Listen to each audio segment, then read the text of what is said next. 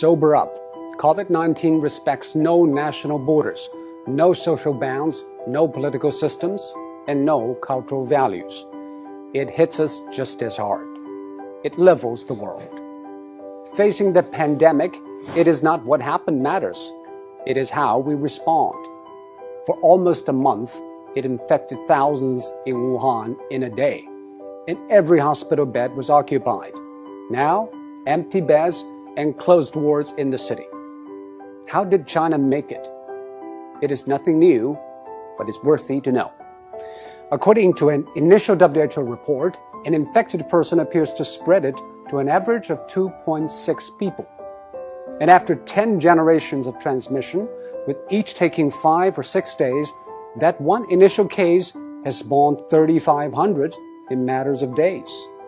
And that is what the world is seeing. What China did is to break the cycle by human intervention.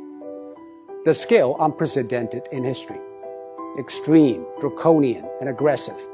These are the words used to describe China's response. But now, people have come to terms with the new norm, lockdown.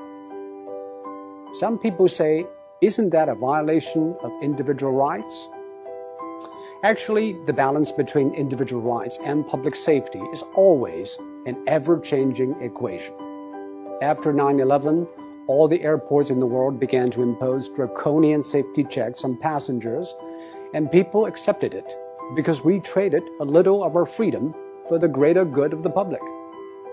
China imposed the largest and most draconian quarantine in history. Factories shut, public transport stopped, and people stayed indoors. By doing that, it flattened the curve. On one hand, China avoided many millions of cases and tens of thousands of deaths. On the other, it stretched out the time and made the hospitals restaffed and less strained. This is exactly what Europe and America should know. But public policy needs both ends to agree. The decision makers